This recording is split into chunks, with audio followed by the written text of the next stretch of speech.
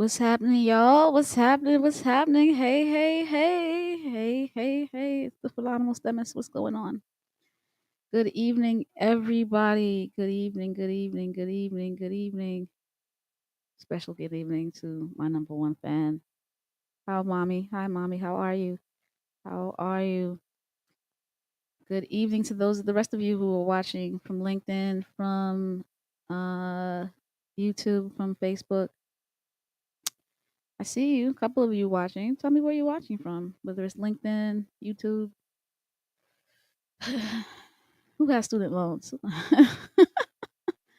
Who wants to learn about top mistakes that I made with my student loans, or top mistakes that people make according to capex.com? According to capex.com.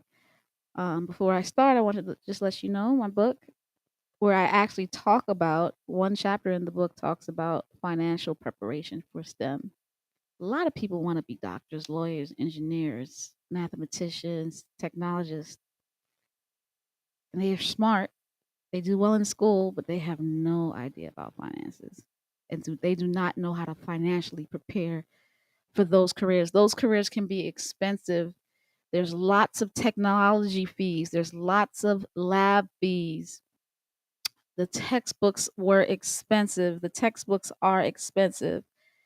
So it costs to get an education in STEM. Make sure you financially prepare for it. So you could always find that information. Please do me a favor. Those of you who are watching, share this. And after you share it, subscribe. Subscribe to YouTube, where you can watch lots of other videos on STEM or financial preparation. And lastly, educate your kids in STEM. Summertime is coming. Hope they have some STEM camps. They don't. You could always do one online. Sign up for the online STEM camp for the summer, or for the prep course, or for the whole year. It's your choice. All right. Well, we're talking about top 10 mistakes. Top 10 mistakes that people make with student loans. This is coming from capex.com. Thought that was an interesting article, seeing that Biden today um, basically deferred people from paying their federal student loans for another few months. It's April. It's deferred May, June, July, August. 4 more months. 4 more months. Really five, like almost five. 4 months and some change. So it's like, wow. A lot of people are happy. A lot of people are happy that they don't have to pay their student loans back for another 4 months. I'm a little concerned, and I'm going to tell you why I'm concerned. So I'm going to talk about the top 10 mistakes. I I feel I can talk about it because I had student loans, but I don't have student loans anymore. So I took out student loans for college, and I said to myself, "This is it. I'm not paying for any more education. So if I'm going to get education paid for, it's going to have to be from somebody else." So shout out to Albert Einstein College of Medicine. They flipped my whole educational bill. I spent 6 years in graduate school, and they paid it all for me. I did not pay for graduate school at all. And they paid me a stipend so I could live. So I did not take out any loans for graduate school. I only took out loans for college. And there are some mistakes that I've made, but thanks be to God, I am debt free when it comes to student loans. And I'm going to talk about what I would have done to make that happen sooner. So, what are the top 10 student loan mistakes? So, my point is, it's not like I don't have any student loan now, but it's not like I never did. I did have student loan debt. Number one, the top 10 student loan mistakes, according to capex.com. Number one is they borrow too much money. Borrow too much money. If you if you get a refund, you're borrowing too much money.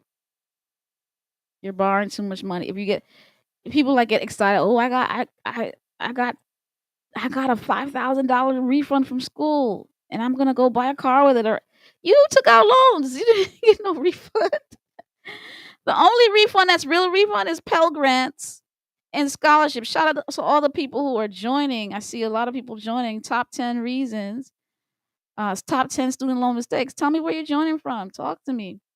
I see people popping in. You borrow too much money. You're paying interest on that. You're paying interest on that, you know? Even the ones that are, interest deferred until you're out of school, which is subsidized Stafford loan, federal loan, unsubsidized, you're paying interest all the time.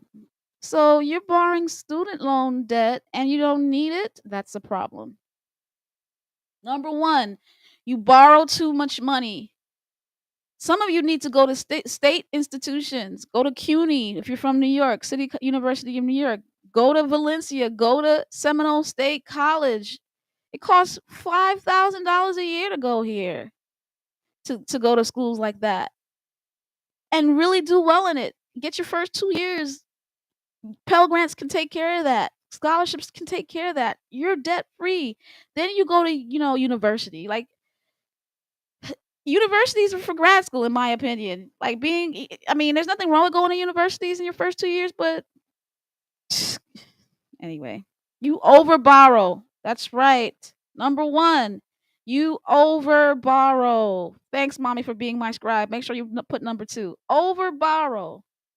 Get a job. Get grants. Apply for scholarships. Parents, put money away in 529 plans so that there's enough money for them to go to school when they finally get 18. Things like that. Do not, I had to borrow student loan. My mother helped me, but I went to a private institution, historically Black college university, and I'm still happy I went to that. But because of that, I had to pay more money. It cost me 10,000 when it could have cost me two. You know, the thing is, I took a class or two at Queensborough Community College in the summer, so it saved me some money and time at Oakwood. So I applied for lots of scholarships. My final 2 years at Oakwood were funded by me being a literature evangelist and selling books door to door, and scholarships and working as an intern. Like the first 2 years were covered with some scholarships and stuff, but it starts to pile up your third and fourth year. So you have to find ways to not borrow money. Stop borrowing all that money. Number one, you over borrow. Number two, the top 10 student loan mistakes, according to capex.com, is you fail to shop around for the best interest rates. When I took out student loans, so that's one of my mistakes. But I didn't. It's not one of my mistakes because I didn't take that much student loans out. You don't shop around. You just sign. People just be signing stuff. Don't read anything. They just sign. You don't know what the interest rates are. You don't know what the hidden fees are, and it's wrong for sure. It's wrong that people take advantage of young people, especially students who don't know, you know, contracts, don't understand loans, but you don't get the best interest rate. You just borrow.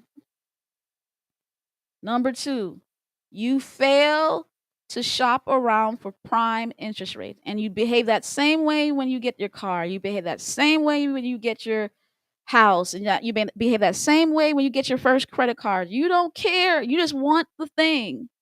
But you have to think. I mean, you're going to college, right? You're going to college to think. Number two, you don't shop around. So they say few borrowers qualify for the best rate. But think about who you choose a lender. Investigate the lender. Investigate the lender. Like, do you know who's lending you money? That's one mistake that I did not make. I only took out Stafford federal subsidized loans. One. And so I had to work. I had to do work study. I had to sell books door to door. I had to look for scholarships and stay in that financial aid office all the time. I stayed in that financial aid office all the time. And that's how I got my United Negro College Fund scholarship, where I got like $6,000, I between $3,000 in pure scholarship to school and another $3,000 in pay when I worked in the lab in the summertime. And then I sold books every spring break. I made like maybe $100 a day, $100 a day, you know, for this week and 3 weeks here and that week here and all that money, and I worked in the laboratory. I worked. I didn't have a car.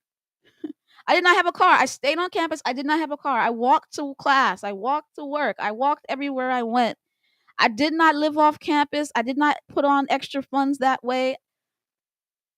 I did not buy a car with my refund check, my so-called refund check, but which is really a student loan.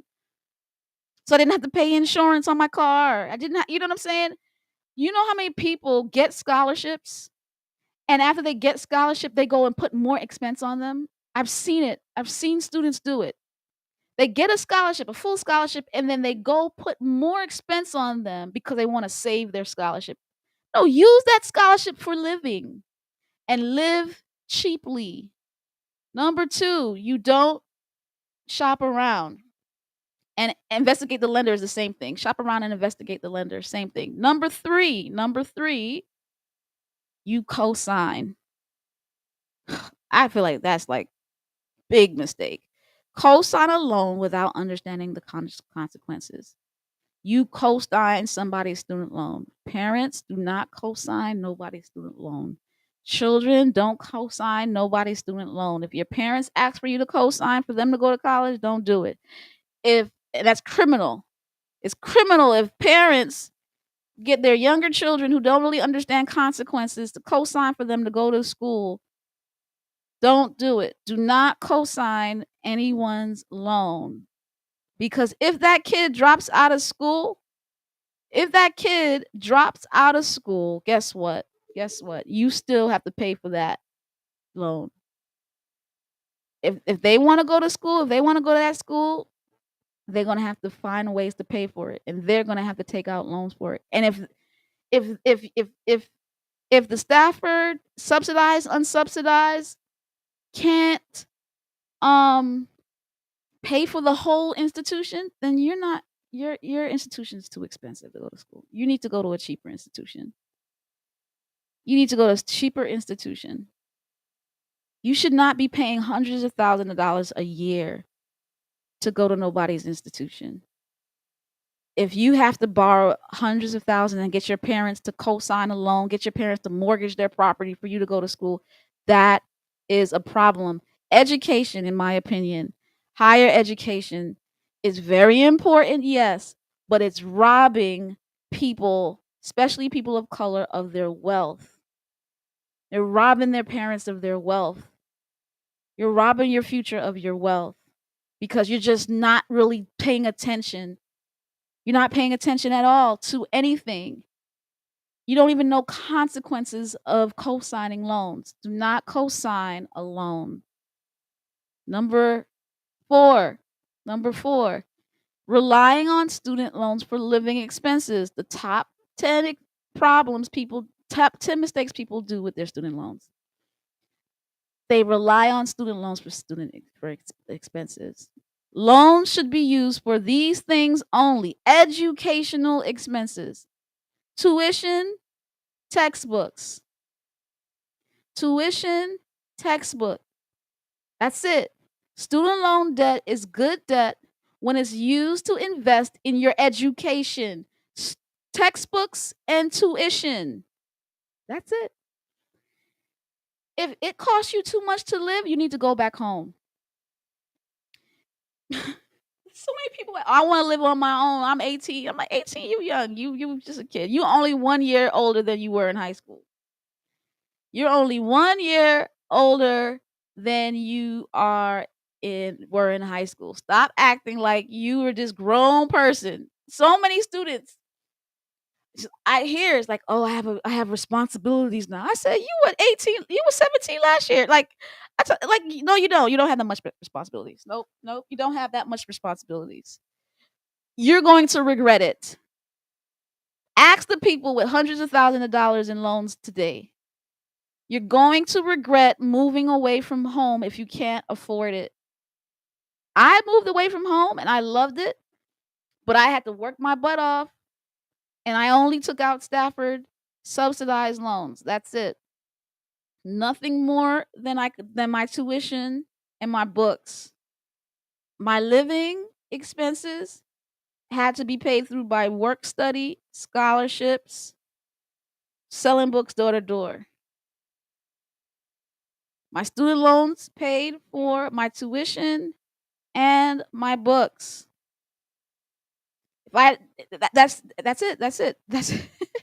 So calculate your tuition and your books, and if your student loan can't match it, you're going to too much of an expensive school. I know I'm being hard. I know I'm being hard. I know I am. Then you got to think about. You got to make some plans.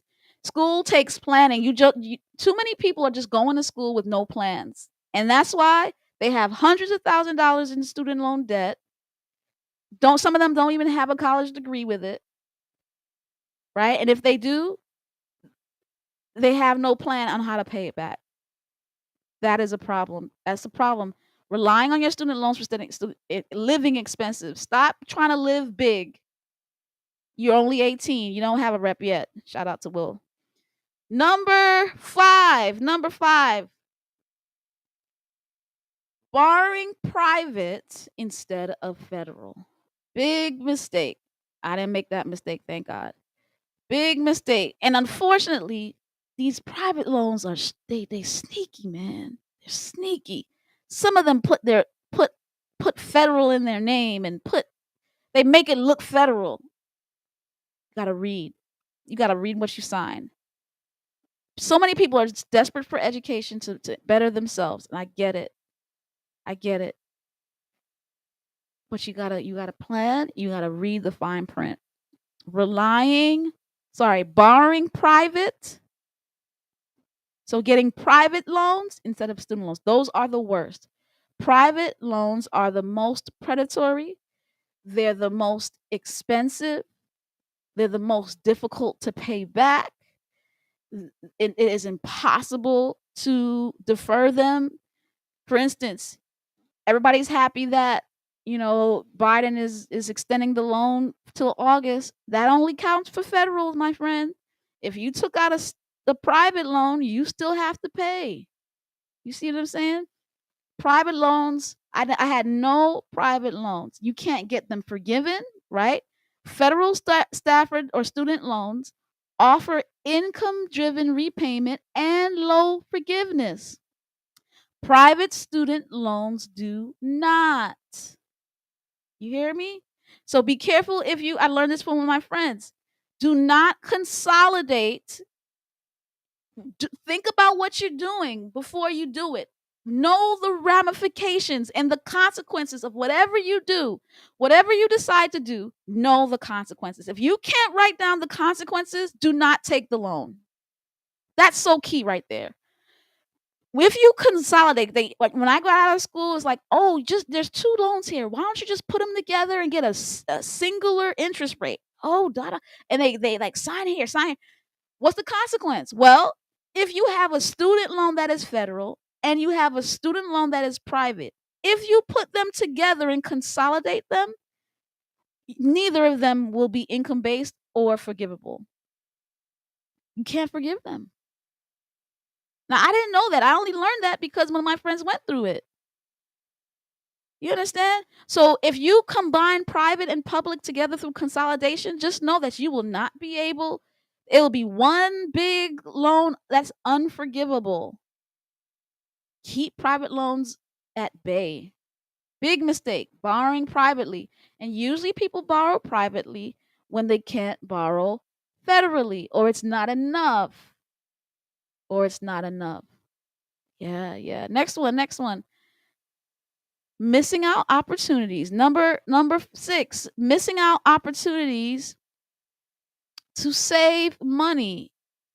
missing opportunities to save money, meaning sign up for automatic payment so the monthly payment is automatically transferred to the from the bank to the lender, right? You're less likely to miss a payment and you're likely to get a interest rate reduction and save money on the interest. Interest rate matter. You can have a percentage interest rate and it makes a difference of thousands of dollars. So if you're not paying attention to ways to save money by cutting your interest rate low, that's a mistake. Mistake number 1. Number 6. Number 7, choosing the wrong repayment plan. Choosing the wrong repayment plan. All right? What does that mean? Well, you choose the lowest payment plan. That's the big mistake. If your payment plan is low, like let's say you have a student loan of $50,000 and you only pay $100 a month. You're causing compound interest to kill you. Compound interest is going to hurt you bad because you are extending the life of your loan, right? Choosing the wrong repayment plan. You are basically saying, I want to pay my $50,000 off in 30 years. When truly, those of you who get a car, you get a BMW. Some of you get BMWs or not even bigger cars than that. And you paid $50,000 in 6 years. Why? Because they made you pay $600 a month. They made you pay $600 a month. And that is at a low interest, a 3.5 interest rate, 5.6 interest rate. But you have that same interest rate, maybe a 5% interest rate on that same $50,000. Oh my God. Right? But they let you pay it off in 30 years. Guess what? Guess what? You know how much interest you're adding, compounding to your bill? You're like, why am I still paying this thing off? That's what they do with houses. You buy a house for $200,000. By the end of the 30 years, you paid $400,000. You paid $400,000 for the house that only cost $200. The difference is you would hope that the house would appreciate in value so you would build equity. Student loans don't build equity. So you're basically paying $100,000 for a $50,000 loan. Why? Because you chose the wrong repayment plan. You chose the longest repayment plan. Number 7, choosing the wrong repayment plan, which is kind of linked to number 8. Postponing payments when it's not necessary. What I'm saying right now is everybody's excited about Mr. Biden extending your postponement of payments, and all of y'all are just extending your interest. I know they say it's interest free. I know it's saying interest free. But this is the number 1 mistake I made. You can take it or leave it. This is the number 1 mistake I made. I told you, I did not take out any student loans for Einstein for my graduate school. Praise the Lord. My graduate school at the time cost, I think, $30,000 a year. So think about it. $30,000 times 6, right? So God blessed me with $180,000 worth of free tuition. Praise be to the name of the Lord, right? I did not have to take out $180,000. I have a PhD today, negative $180,000. Matter of fact, they gave me $25,000 a year on top of that. So $25,000 a year times 6, right? They gave me a stipend to live. It wasn't a lot of money. It was $25,000 a year, but it was enough definitely back in 2006. Between 2000 and 2006, that's when I went to school, right? So that's $150,000 on top of the negative $200,000 that I didn't have to pay in bills for school. But here's the thing. That 6 years, I only had $15,000 in student loan debt. Here is my number one mistake, y'all. I only had $15,000 in student loan debt. 1 5. So divide that. Let's do the math since it's science, technology, engineering, and math. $15,000, $15,000, $15,000 divided by 6 years. That's $2,500 a year, right? Divided by 12 months. That's $208 a year. I deferred my student loans from Oakwood. Big mistake. I could have deferred my student loans. Here it is. I should have deferred my student loans so that they grew interest free. That's what I got. I had $15,000 of Stafford subsidized. That's the only loans I took out. So I didn't make the mistake of just taking out a whole bunch of student loans. The remaining part of the money, I used scholarships, work to basically pay my way through school and $15,000 of student loans. What I should have done was deferred, yes. Allow the payments to postpone, yes, but still pay. I should have still paid. So those of you who are deferring for whatever reason and it's interest free, still pay. I should have paid I had $200 a month. I had it. I had $25,000 a month, $25,000 a year. And I lived in a nice studio apartment that only cost me $600, right? And it was tax free $25,000 because it was a stipend. $25,000 divided by 12, I was getting $2,000 a month. I could have took 10%. I could have taken 10% of my income. And I'm talk to these churches all the time. We always talk about trying to get we got to teach the parishioners. Yes, give 10% in tithe, for real. Yes, give whatever in offering, for sure. But take 10% of your income and put towards your student loans. Somebody should have told me. I wish somebody had told me, Maya, defer, yes, so it's growing interest free, but pay that sucker off while it's zero interest. While it's zero interest, there's no hindrance from you stopping paying the bank. Yeah, they postpone it, but it don't mean you don't gotta pay it. Yeah, they put at 0% interest, but it don't mean you shouldn't put money on it. I should have put $200 a month. And if I had put $200 a month, listen to me, y'all, taking 10% of my income and put it towards my student loans while it was deferred and growing without growing interest free, I would have graduated from Einstein with zero debt. But what happened? I deferred it, didn't pay nothing, and then got out of school and had to start paying. And then the interest grew. And what's I had to pay interest for 7 years. I paid off my student loan because I doubled up my money, but I ended up paying way more money than $15,000 because of compound interest. But if I had paid it while I was in school, while it was deferring, I would have just paid $15,000. So I lost money through deferral. Y'all, just because it's deferred don't mean you don't got to pay it. You can defer it and pay it. Just sending money straight to the bank. That was postponing payments when not necessary. If you have the money now, I don't care if Mr. Biden is deferring it. I don't care if Mr. Biden is postponing it. Put money in that bank. Put money in that bank, guys. Don't make the mistake I made. So that when you come out of this postponement, you have no compound interest attacking you. Cuz that money could have went towards my investments, but it went towards my loans. And here's the other thing. Here's the other thing.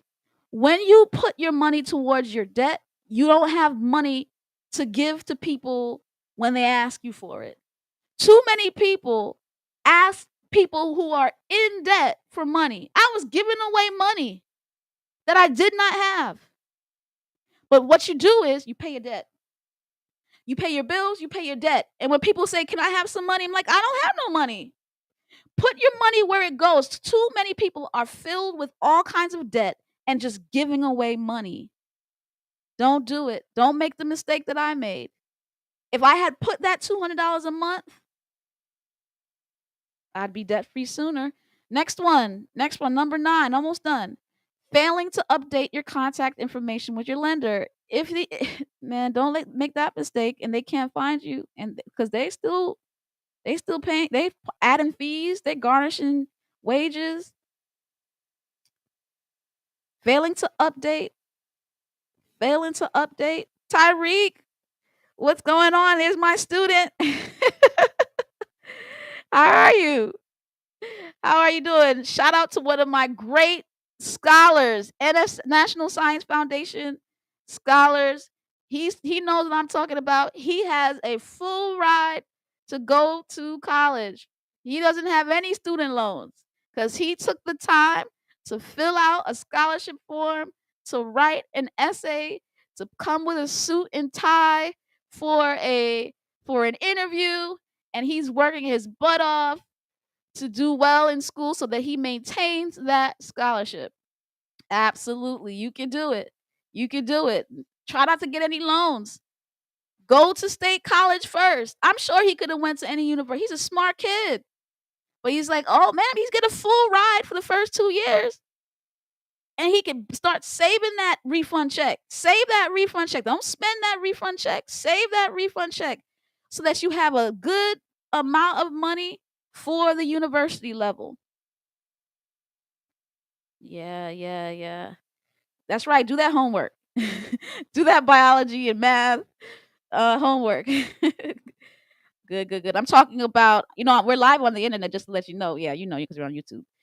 We are talking about student loan mistakes. Student loan mistakes, which the ninth one is failing to update your contact list. Make sure you're paying your bills.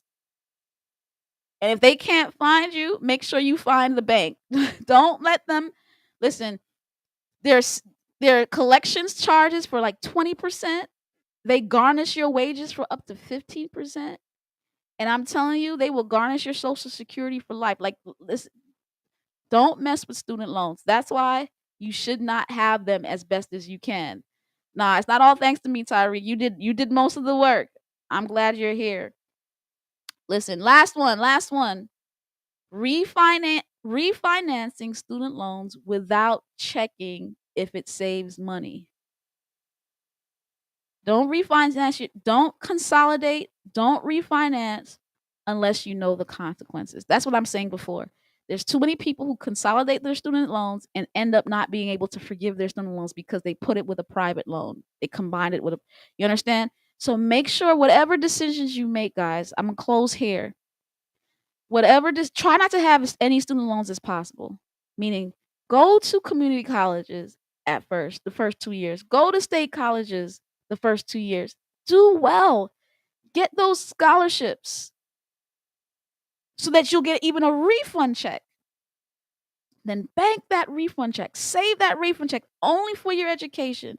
Live cheaply. Don't go off and buy big new cars and big, you know, live cheaply. I lived the cheapest when I was in college. I first off started with a 3 meal plan because I used to live on campus. Like, why do I'm not eating 3 meals a day. I went down to two and even down to one. I lived off of ramen noodles. Who knows what I'm talking about? Like, I did not have a car all through my 4 years of the college. You don't need to overspend.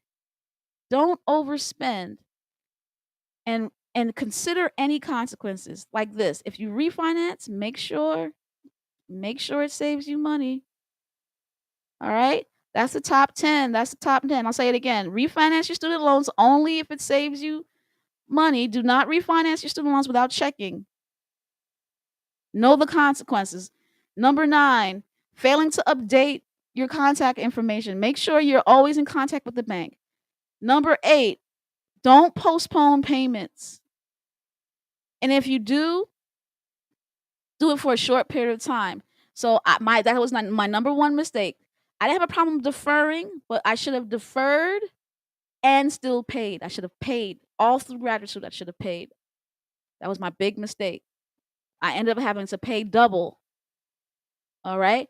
Choosing the wrong repayment plan. Listen, I didn't listen. I paid off my student loan in 2015. 2015. I graduated from graduate school in 2006. I graduated from Oakwood in 2000. So it took me 15 years to pay off my college student loans. And that's because I deferred of those years. If I didn't defer those 6 years, or if I deferred and paid still, I would have only taken 6 years interest free. But it took me another 9 years. It took me a whole other 9 years to pay off something that I could have paid off in 6. It took me 15 years for what I could have paid off in 6.